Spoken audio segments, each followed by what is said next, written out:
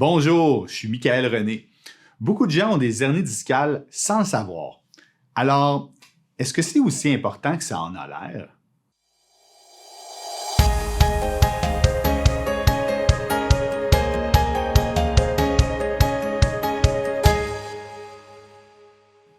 À la lecture d'un rapport de résonance magnétique, qu'on appelle aussi IRM, on entend souvent le terme hernie discale. Alors, je vous explique premièrement, c'est quoi une hernie?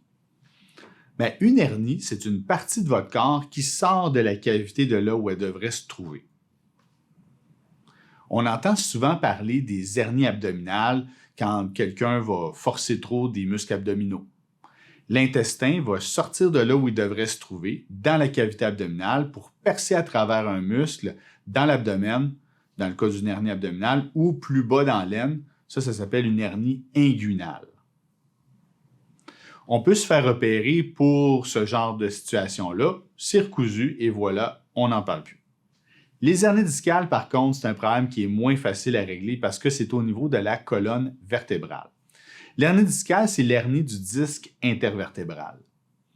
On a en fait 23 disques entre presque chaque vertèbre du dos et du cou. La seule région qui n'en a pas, c'est la jonction crânio-cervicale dans le haut du cou. Un disque intervertébral, c'est fait d'anneaux fibreux qui protègent un noyau qui contient de la gelée, et cette gelée-là a une consistance qui est à peu près celle de la pâte à dents. Si vous avez une chute, un accident, un traumatisme, une blessure, les chocs devraient normalement être absorbés par les disques.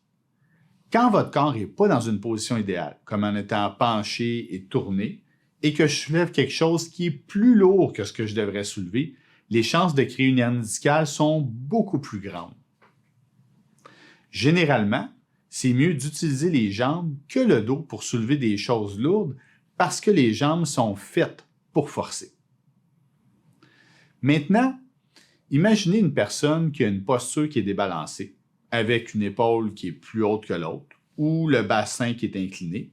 Les chances de créer une hernie discale augmentent beaucoup plus. Cette posture-là est contrôlée dans une région du cerveau qui est située dans le haut de votre cou.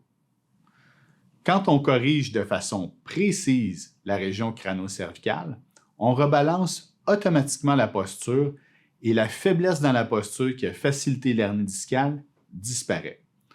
Bien souvent, les douleurs, les engourdissements ou les faiblesses qui ont été aggravées par l'hernie s'en vont aussi graduellement.